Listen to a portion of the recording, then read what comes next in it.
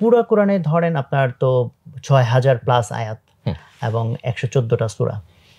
তো আপনার ক্ষেত্রে এরকম যদি বলা হয় যে ফেভারিটের লিস্ট করা হয় সূরার দিক থেকে যে কোন সূরা আপনাকে অনেক বেশি তিলাওয়াত করার দিক থেকে হোক অথবা আন্ডারস্ট্যান্ডিং এর দিক থেকে হোক এবং বা স্পেসিফিক কিছু আয়াত যেগুলো আপনার খুব ফেভারিট এরকম কয়েকটা যদি দর্শকদের সাথে একটু শেয়ার করেন।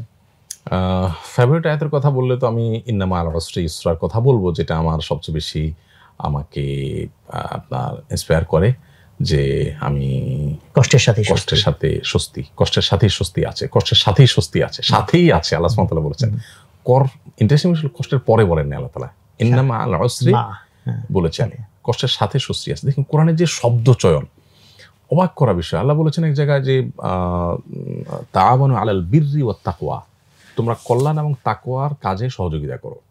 আল্লাহ এখানে বলতে পারতেন তাআওয়ানু আলাল বাররি ওয়াল মুত্তাকি, তোমরা যারা ভালো কাজ করে তাদের সহযোগী হও। আল্লাহ ভালো কাজ করে ওই ব্যক্তির সহযোগিতা না বলে কর্মের সহযোগিতা বলেছেন। তার মানে কি, আপনার সাথে আমার অনেক দিক থেকে ভিন্ন মত আছে, কিন্তু আপনি একটা ভালো কাজ করছেন, আমি জানি কাজটা ভালো।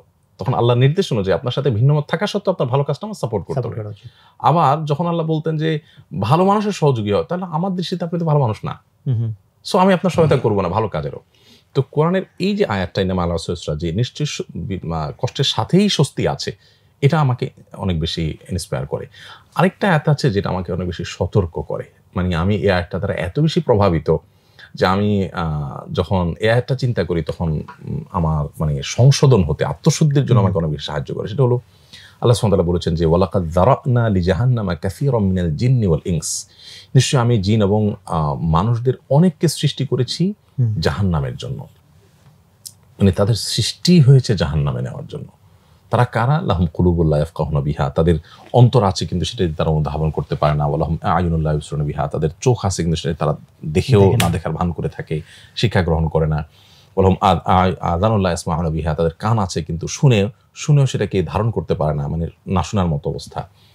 এই যে একটা অবস্থা যে আমি অনবরত আল্লাহর আদেশ শুনছি, নবী সাল্লাল্লাহু আলাইহি ওয়াসাল্লামের সতর্কবাণী শুনছি, নিষেধ শুনছি, আমার আখিরাতের বিষয়ে সতর্ক করা হচ্ছে, এগুলো যদি আমার ভিতরে কোনো পরিবর্তন না আনে, আমাকে যদি কোনো প্রকার মানে ইন্সপায়ার না করে এবং আমার ভিতরে চেঞ্জটা না আনে, আত্মশুদ্ধিটা আমার না হয়, তাহলে আমি কি তাহলে জাহান্নামের জন্য তৈরি হলাম কিনা, এটা একটা আমার জন্য অ্যালার্মিং ব্যাপার কিনা।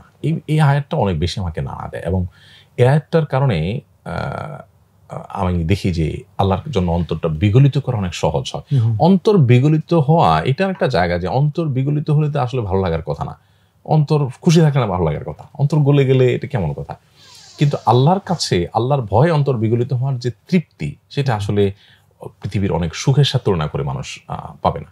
যার কারণে অন্তর বিগলিত হওয়া বলতে আল্লাহর কাছে অবনত হওয়া, আল্লাহর কাছে নিজেকে ছোট করতে পারা, এটা বর্ণাতীত তৃপ্তির জায়গা।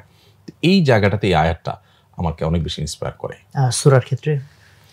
সূরার ক্ষেত্রে আপনি যদি বলেন তাহলে সেক্ষেত্রে আমার সবচেয়ে ভালো লাগার সূরা ইখলাস।